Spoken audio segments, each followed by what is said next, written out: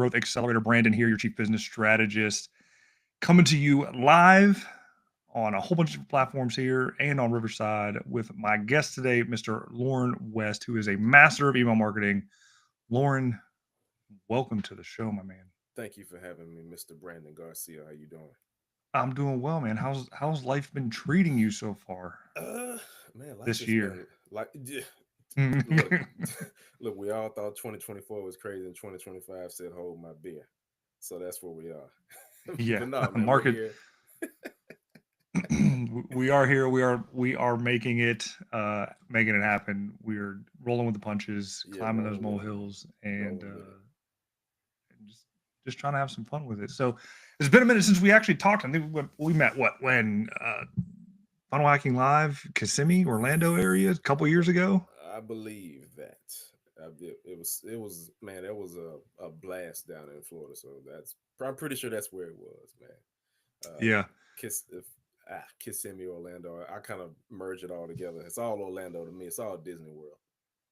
it is. I spent 10 years down there living right off I-4, and Disney definitely owned the I-4 corridor. So what have you Oh been yeah. doing since then? When you popped up on my feed, I was like, I haven't seen you in forever.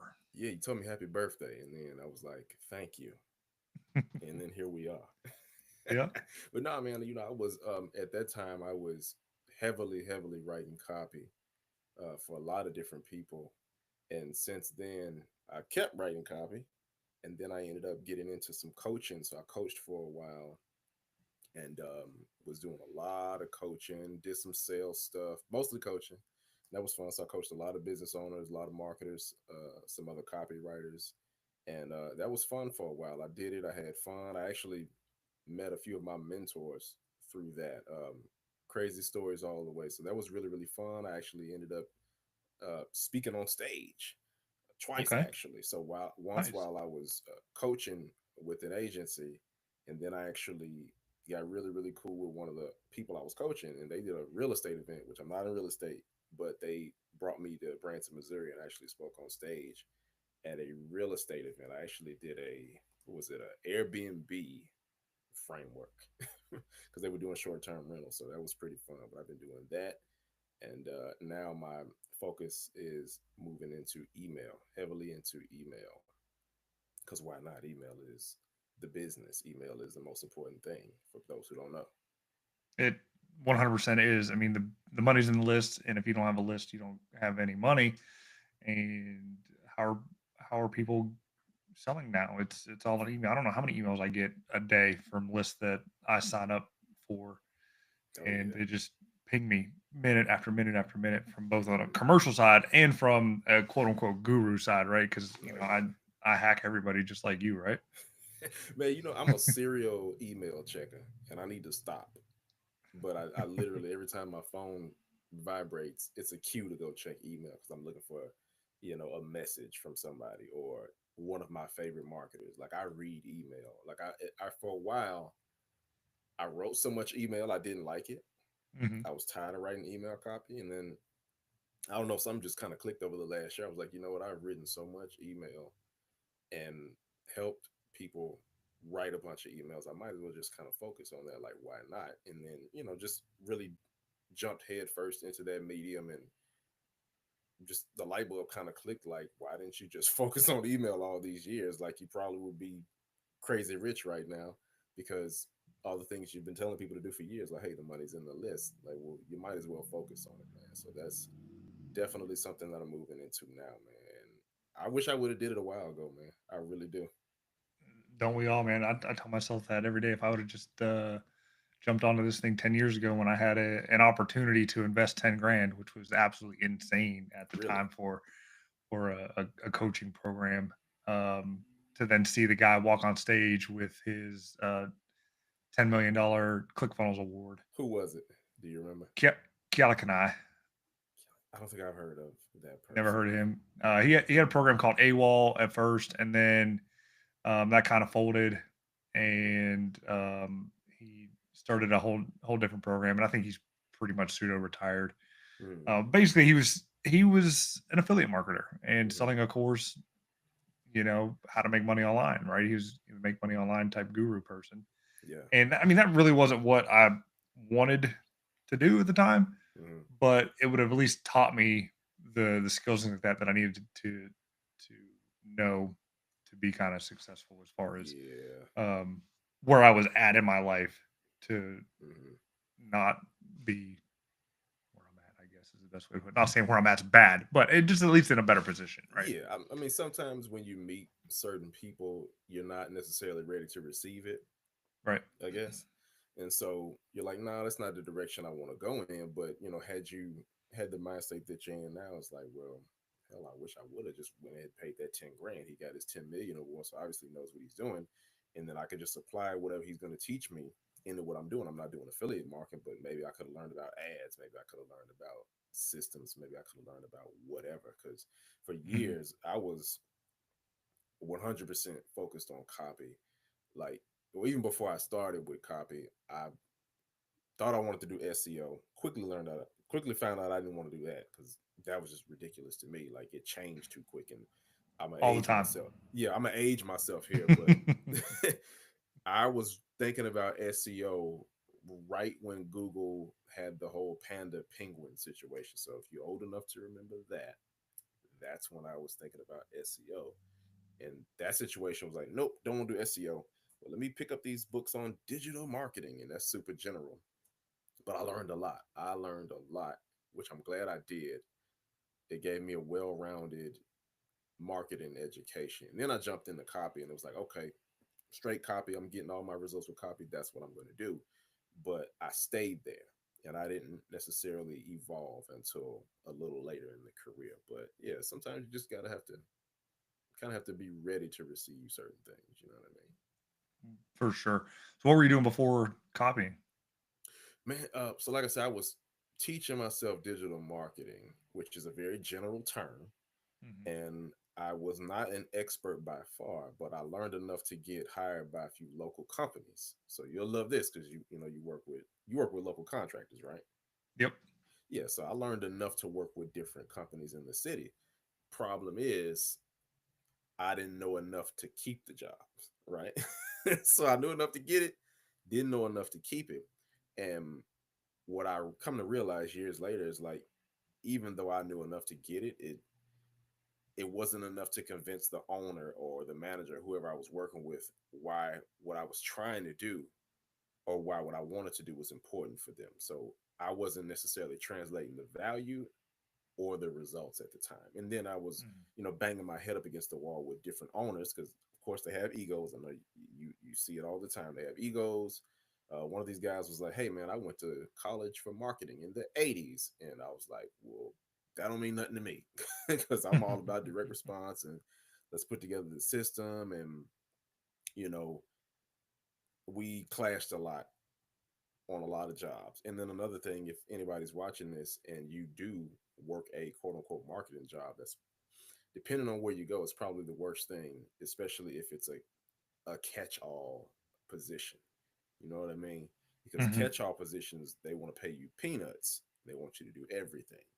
And if you don't do everything absolutely perfect, they're trying to kick you out the door. And I don't think that's right. And I also believe that that comes from them having a lack of understanding of marketing because most of these people I meet, they really don't know what they're doing.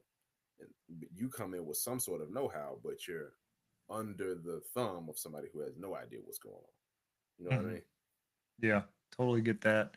I mean, the Bruce Wayne gig is what I like to call it. I got transitioned into that position as a catch-all, along with trying to sell the product as well.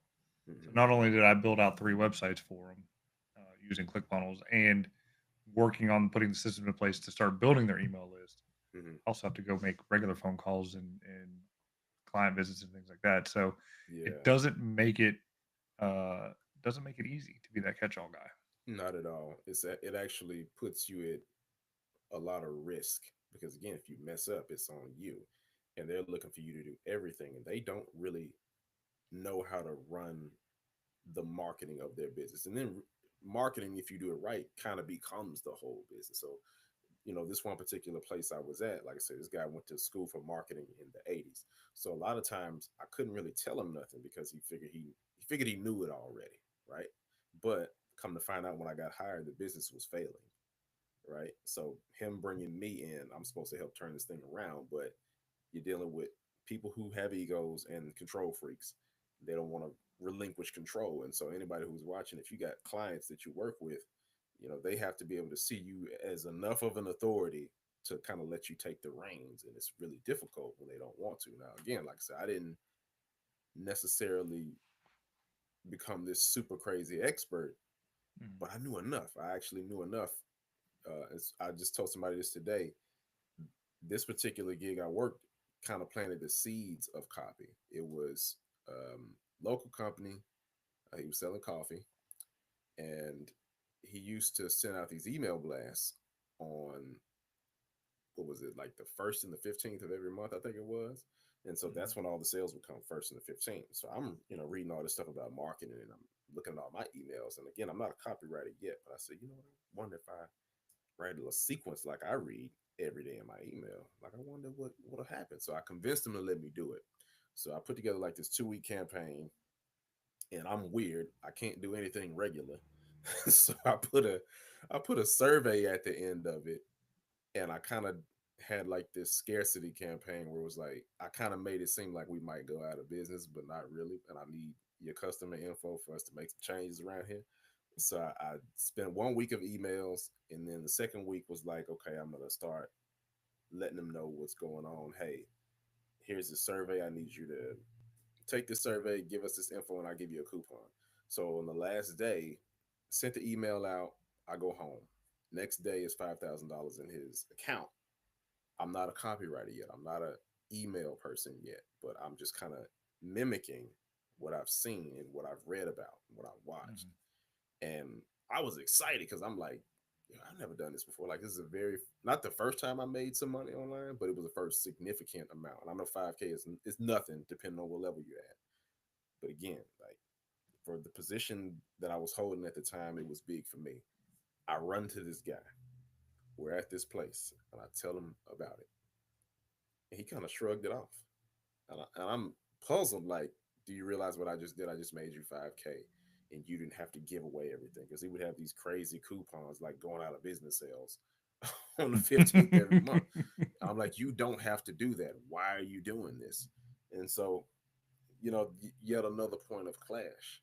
I'm not saying he was a bad dude or nothing like that. I wish him the best, but it was just the lack of understanding, the ego piece of it, from running a business. And then, hell, I'm doing all this stuff. I'm not just sending emails. I'm calling people. I'm setting up fundraisers, stuff I wasn't really, probably wasn't supposed to be doing. You know, I Mhm. I, I started having them put um, paper in every single order. So if you order from us, we're not just gonna send you the product. Why are you just doing that? No. And again, I'm not a copywriter yet, but I typed up a piece of paper, and it was a thank you note Mhm. with an extra coupon on it. Like, hey, thanks so much for buying this product. We really appreciate it. Blah blah blah blah blah.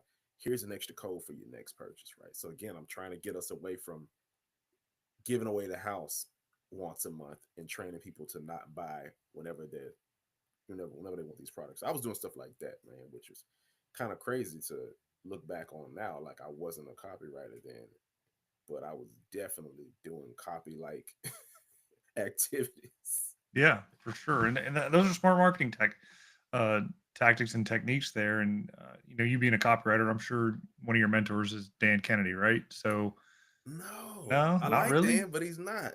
I like him, but he's not. But Yeah, my mentors are people who folks have probably never heard of. That's how much of a nerd I am on gotcha. Well, I copy. mean, But I like Dan. I do like Dan. well, I've followed Dan for a while, and he's mentioned, some of those same things that you've mentioned. I listened to it on his podcast. Like, people get accustomed to only buying during the sales. You keep doing the same thing over and over again. They're only going to buy when you do it. So the fact that you broke that habit, which is good, because you got to train your herd, and email is definitely a good way to train the herd. So let's get into a little bit of tactics here. I mean, break down a typical email campaign that you would use to start the business for your clients? So that all depends. So there's a bunch of quote unquote campaigns you can do, but I would say like bare minimum, you need a welcome sequence. You know what I mean? You need something that welcomes people into your world. So you would have a landing page set up. You would offer them, generally, you'd offer them something for free. And based on whatever that is, they're going to give you their name and email. Some people kind of leave the name out because they think it might get them higher conversions. That's stuff you got to test out. But you want to collect that. And the very first email is going to be like, hey, thanks so much for signing up for whatever I promised you. Here it is, right? And then from there, we're going to start this sequence with multiple touch points. We're going to, tell stories. We're going to call out some of the problems, but it's usually going to be a week long sequence. And then at the end of that week, we're going to sell you a product, right? If we haven't already sold you something in the past, right? So, at bare minimum, just have your welcome sequence. And then every day after that, or at least every few days or every other day, you just, hey man, send them some good content. It's really simple. It doesn't have to be complicated like I like to make things. Right. Keep it simple. No, it totally makes sense. And I mean, that, guys, is the literal foundation of email marketing. That's it. It doesn't have to be complicated. You don't need 50, you know, 50 email long sequences, if thens, and all that other kind of stuff to drive a customer to a sale. Just got to show up and show up Hmm. consistently. How do you Hmm. feel about email newsletters, though, You know when it what? comes to email marketing? I'm going to do that this year. And Okay. I don't want to be the guy who says what he's going to do and doesn't do it, but I'm absolutely going to do that this year. I want to implement newsletters because newsletters have been around forever. And I think they have had a resurgence as of recent. Hmm. And people are starting to look at these newsletters as media properties. And that's kind of what they are. These are big lists of people, these are specific lists of people. And people are traffic. I don't know if that sounds weird, but people equals traffic. So if you have a Yep. media platform where you control the traffic, that's worth a lot of money the bigger it gets. And the bigger and more niche it gets. Like there's some big newsletters that are sort of general, but man, if you can get you a good niche newsletter and build it up really, really good, you can make a lot of money. And you can sell affiliate products, you can sell your own products, you can sell advertisement on there. And I think the main piece that made me just decide that I'm going to go ahead and start me at least one newsletter this year is just being able to own and control a platform. Like any email list that you have, that's your traffic, as you get more subscribers. But if you think in terms of newsletter and media platform, I think that changes everything. It changes how you operate, it changes how you look at it. It's like building your own NBC or your own Fox News, like whatever you're into. Like you're building the platform, you own and control it, and you don't really have to compete with any other noise. Now, some people might say, well, hey, man, like people get so much spam a day. Well, yeah, but you open the email that you want to read, and you can only read one email at a time. You know what I mean? Hmm. So I'm Yeah. definitely getting in the newsletters. Yeah. I've been kind of stumping on that for a while, kind of off and on, especially recently with the looming TikTok ban. I mean, we're right there again. I think it was supposed to be banned today, but Trump may Really? have. They're still going through with it? I don't know. I don't know what's going on with it. I haven't followed it, but Trump may be extending it out. Hmm. But again, so many people are like platform agnostic in the sense that, or maybe that's the wrong word, but platform dedicated, Platform dependent. dependent. Yes, that's the word I'm There we looking for. go. Platform Platform dependent. dependent, right? And like TikTok's it. Like that's all they did was TikTok. Yeah. They tried YouTube, they tried Reels, and the Hmm. content didn't stick. TikTok was their audience, and because they didn't use it right, and Hmm. put um, a foundation behind it to capture an email deal, when it goes, it goes, and it takes all of your customers with you, right? It sure So, does. I talked about this the other day, man. It's And again, most people are not marketers; they're not business owners. And so, if you got lucky and got a bunch of followers, because TikTok, the way their algorithm works, like you get a lot of growth really, really fast. And I'm still not on. I keep telling myself to get on there, but with this whole band stuff, I don't even know if I'm gonna even do it. Yeah. But like you gotta capture that audience. It makes no sense for people to have thousands, hundreds of thousands, or even millions of followers on there, and you don't capture that because you can be banned at any second, and it doesn't even have to be your fault. Somebody can just make a false report or just, you know, have some coordinated attack to take you down just because they don't like you. Maybe they don't like your hair color. Maybe they don't like your message, or maybe they're bored, right? And so they just do what they can do to take you down. And it's like, man, if you based your whole business and your whole life around that, you screwed. Like there's nothing you can do. I really hope you had a side job Yeah. because you're done. Yeah. And even with autoresponders, I mean, sure, there could be a chance to be deplatformed from an autoresponder, but Absolutely. it is less likely to happen than being deplatformed Oh, from it's way less likely. I mean, the most a that platform you like would have, YouTube or something. yeah, I mean, the most you would have to worry about is if people just don't like your content and you start going to spam or promotions. And then if you actually spammed people and they just kick you off the platform because they don't want you to ruin their IP reputation and you Mhm. get blacklisted, like, well, yeah, you get kicked off of that, but you pretty much can say what you want in an email. Like that's how you get around compliance and how you get around regulation on a Facebook or a YouTube or something like that. Because for a long time, there's different there's different markets or different industries you can't even talk about on a Facebook. You know what I mean? And so I've helped sell some of those offers, and you can't do it. You can't advertise for it. They will shut you down. Even though we've seen some people slip through the cracks and get their ads approved. So maybe they know somebody at Facebook who knows, but Mhm. you know they won't let you advertise, make money on those platforms. They won't let you say certain things. Even during the pandemic, couldn't say certain stuff. That was huge for censorship back then. But Mhm. if you could have a more, not necessarily more generalized message up front, but just a safer message up front, and you're speaking, let's say, in dog whistle language, quote unquote, Mhm. to where you're attracting the person that you want to attract, but you're not really coming out and say it. Well, once you get them on an email list, you can go ahead and just open up the door and say, "Here's what I really want to talk to you about," or "Here's this related thing that I can't tell you about on Facebook." So it's almost completely uncensored. Almost say what you want to say, man. This is your platform. You're owning this this media outlet. So think about email in terms of platform, your own platform. You know what I mean? You stand a very low chance of getting banned on there. Um, unless you're just truly spamming people for real. Like, yeah, that's a no no. Yeah, and then the people have already raised their hand and wanted to be on your list anyway. So Period. that's an even better excuse to send them an email. Now I will be Send them an open and email. say I have not sent an email out in the past couple weeks. I need you to send an email, Brandon. I need you I to go know ahead and do it. I'm going to.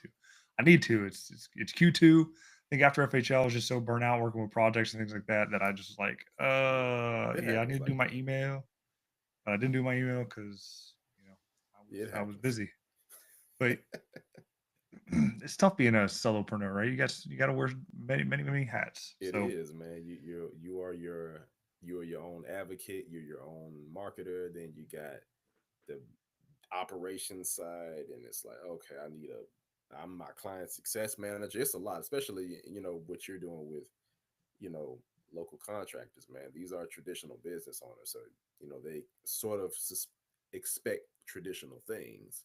You have to be mhm, all these things to them, and they call you with their problems. You know what I mean? And you become like a counselor. So it's a lot, man. I get it. it is. It is. So what's next in your business? What's the next chapter you got going?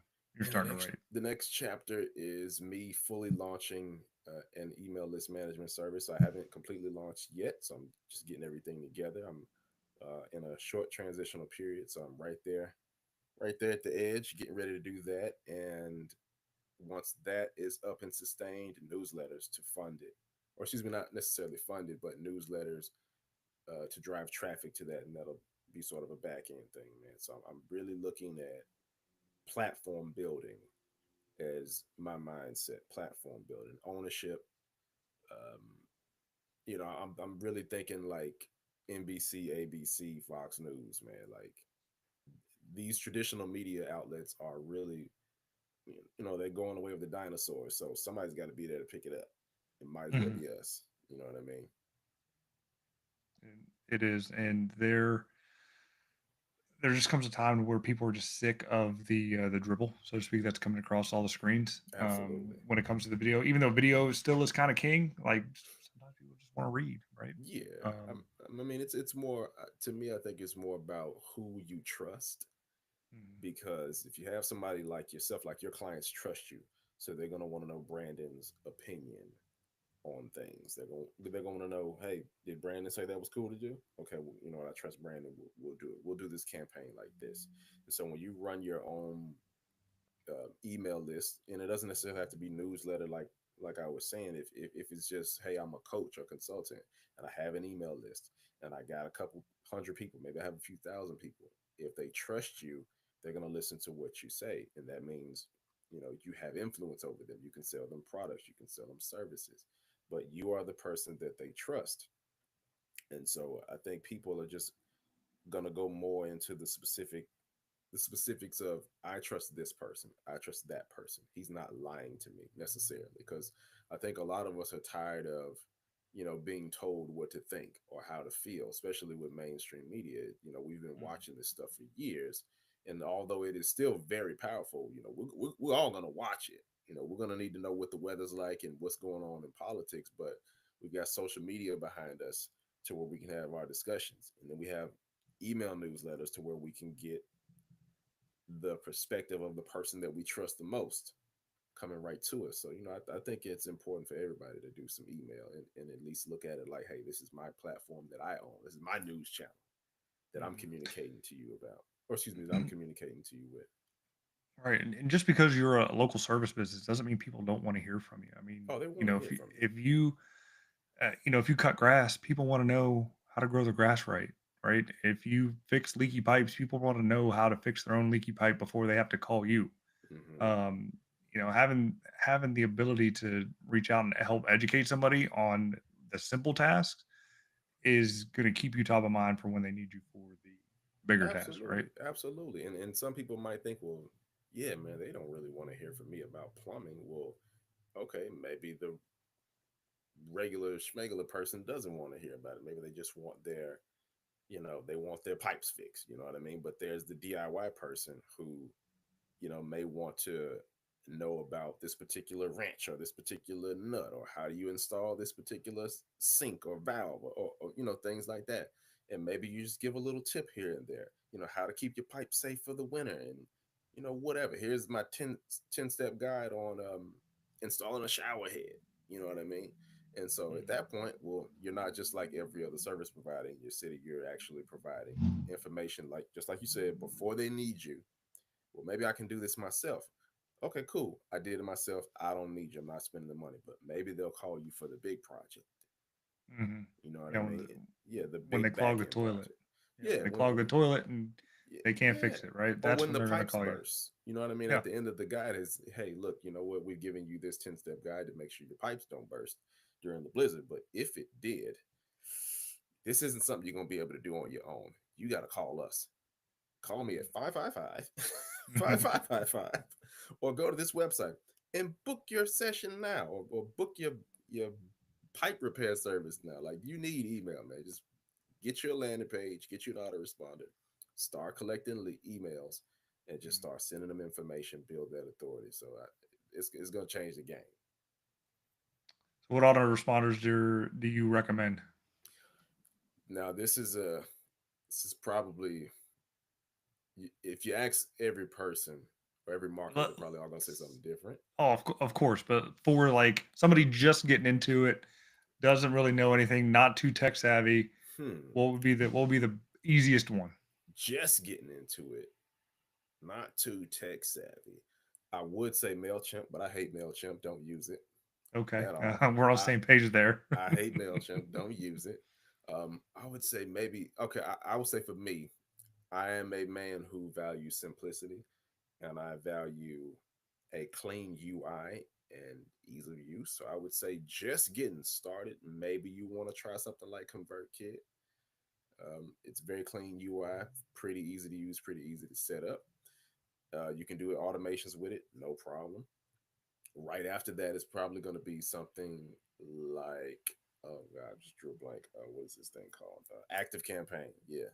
And so with Okay. that, you're going to be able to, have your autoresponder. You're going to be able to do advanced automations, but you can still keep things simple. So I would say, but choose between like a ConvertKit or an Active Campaign, and keep it simple like that. Now, if you're doing like more e-commerce, you might want to try Klaviyo because it's it's straightforward. It is easy to use. You can get some pretty crazy automations going with it, but it's very, very popular in the e-com space. I have seen some people outside of that space use Klaviyo, but mostly for e-com because it integrates seamlessly with Shopify.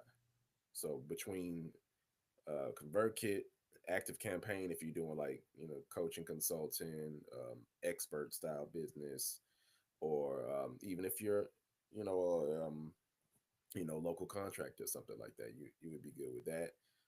Clavio, if you maybe doing more ecom style stuff, and I'm pretty sure you have a platform that you use for your local contractors, right? I'm pretty sure you got like a whole system.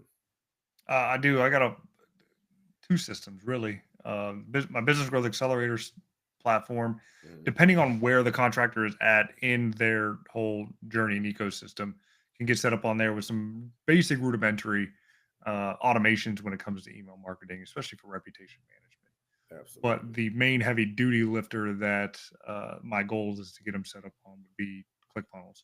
Oh, okay, Just okay, okay. because it has everything in it, from the basic funnel hub, all your landing pages, and you can Hmm. set up semi robust campaigns with it, and email newsletters all in one platform there.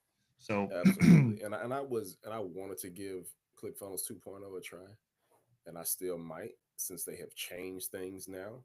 Because I looked in the Go High level, and I know that's big in the contractor space and it is many other spaces, but I just couldn't. Something about it, man. It was too clunky for me, and I didn't have time to tinker. I'm sort of like back in the day as a kid, and I hope my computer doesn't die while we're doing this. Matter of fact, I'll probably just cut my camera off and run and grab it and still talk. And that's probably what I do. And it's probably super unprofessional, but we're gonna keep it rolling because it's tech that's stuff. okay. It's tech stuff. But yeah, man. So I didn't like it because it was a little too clunky, and I'm more of a Apple type of guy now. Like back in the day, I was super Windows. Hmm. Now I'm Mac. I want stuff to work. I need Yep. simplicity.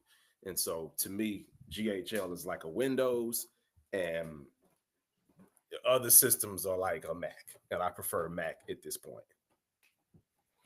Yeah, I'll have to agree with you on that. I've built a little bit in high level. A buddy of mine has a high level account, and he asked me to kind of fix some things in it, and get some tech hooked up, do a little bit of digital plumbing, so to speak. Man, I, Eh, I paid a guy to help me hook up, um, set up the email system on the back end of GHL. And to this day, I just don't get it. It's just way too, it's just too much going on, too many moving parts. And I just prefer things to be slightly more simple these days because I got enough to think about. You know what I mean? for sure, for sure. I mean, I can't knock every platform's good for somebody, right? Yeah, So absolutely. there are pluses and minuses for both of them. The tech is always going to be evolving. They're going to make it better, make it easier. I mean, one thing I can say, at least Absolutely. from uh, from an insider point of view, because I did get a chance to talk to some of the higher ups of ClickFunnels when I was at Funnel Hacking Live in some private T14 classified meetings. Uh oh. Um, I mean, the high level builder itself is ClickFunnels 1.0. Yeah, I've heard because I think they sued them, right? They Yeah, that was lawsuit. I don't know whatever happened to it, but I mean, they literally copied it down to the last bug in the Mm. system, and put it in there. So So I thought it was like a jealous thing. That's what a lot of people who like GHL were kind of saying, like, oh, like ClickFunnels can't compete, and with the white label of Go High Level. And I'm like, I don't know, man. I think if you really stole the code and you just stole the code, man, like I'd probably sue you too. yeah, and there's a way to compete now. I think that's better than high level, and it doesn't have to anything to do with white labeling. I mean, you can build entire business systems in 2.0 now. It's not really called Hmm. 2.0 anymore. It is ClickFunnels now. So you can build entire business systems from the funnel hub to the landing pages to the email sequences to the product pages, and um, email templates and all that kind of stuff, and then share it. Hmm. And it is a system in a box. They plug it in, and you can brand it to your own branding. So when they log Mm. into to their account, even though it's not quote unquote white labeled, it's still ClickFunnels. You can put your You ads. could just brand your front end. Yeah, you can brand your front end uh, on their main page, Hmm. when they're like looking at their stats, whether it be sales or leads or whatever, Okay, which is well you might sell kind of me neat. on ClickFunnels again. Maybe you got to give me you got to give me the expert tour, because I ended up getting like a free trial last year, and I was like, okay, I'm gonna go ahead and take the plunge. I'm gonna do this, and this is before they changed the website, so it looked different. And when I Mhm. got in the back end, I thought something was wrong, and I requested a refund. I was like, wait a minute, this don't look like what you got on the website. Like, what's going on? Did I get the wrong account? Like, what happened? So that kind of turned me off again. I was like, nope, give me the money back. I need Well, it. And so I think now they're pretty solid because they've changed the branding on the front end of the website, and then they have updated the pricing, which was an issue for a long time. The pricing, and like I think it was like the amount of traffic that you got to a page. Was it the traffic? no, it was the number of people you can put on a list. So Oh, I think it they was. they changed that. It's pretty much unlimited everything now. Yeah, which it Um, should have been. It should have been like that years ago. so yeah, I mean the only thing that they're going to end up doing and putting in is metered billing on the back end when it comes to The emails emails. and bandwidth and things like that. But they Yeah. haven't implemented it yet. Okay. So who knows if they're going to end up doing it. Yeah, man. I hope they do well, man. Because like I say, I'm probably never gonna use GHL. Like that's just me. I wanted to use ClickFunnels, so I might need to go check it out now and go see if it's worth diving into, because I do, like I said, I'm a Mac man at this point, right? I like simplicity. I want all in one platforms that I can use to just run my whole business. Or if I'm running an agency, I want to be able to manage clients. So that if they've made it easy to do that now, okay, cool, let's go in there, because strike one on Clunky Builder on the other one. Yeah. You know what I No, mean? it's So yeah, definitely easier now. It's definitely well, easier. cool. If you're watching me on Wednesday nights, about every other week, about every 3 weeks, my buddy Mark and I we go in and do a dive into what's new and what's happening with ClickFunnels. Oh, So cool. I got to check it out then. Wednesday nights. Wednesday nights at 8 o'clock, pitch practice the show.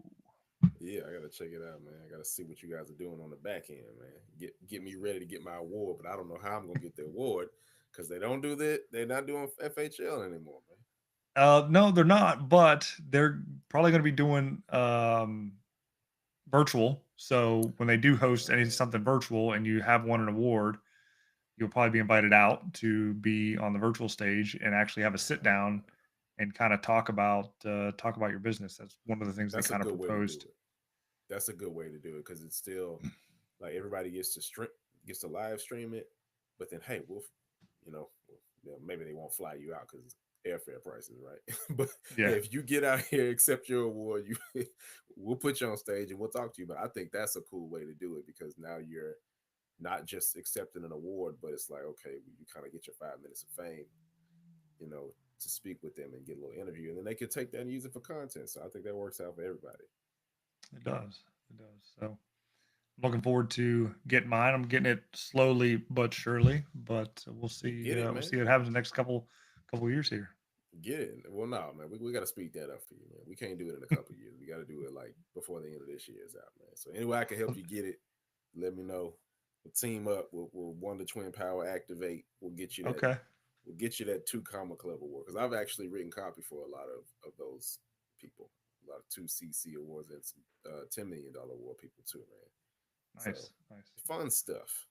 Definitely have to hit you up with that. Well, Lauren, man, it's been a blast rapping with you. It's good catching up. If you're still listening, we appreciate you still listening and watching. If you got anything out of this episode today, leave a like and a comment below.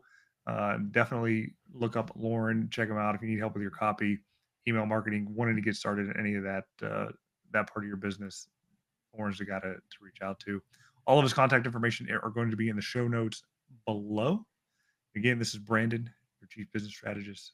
Thank you for listening to the Business Growth Accelerator. Take care and have a great day.